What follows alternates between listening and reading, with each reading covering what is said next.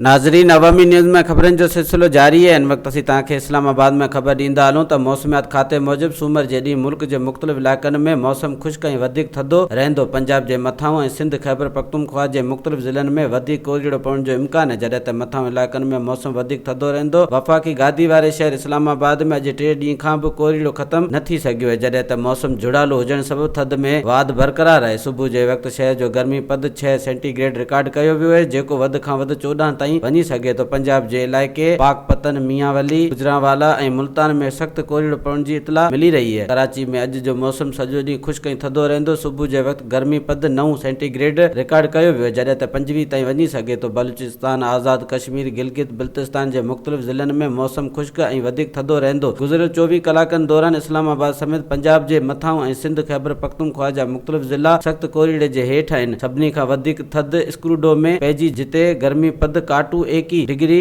Centigrade record कयो वियो आहे। वधीक ख़बरनि ऐं तफ़सील जे लाइ विज़िट कयो असांजी वेबसाइट awamiNewsHD.com ऐं ॾिसंदा रहो अवामी न्यूज़ HD।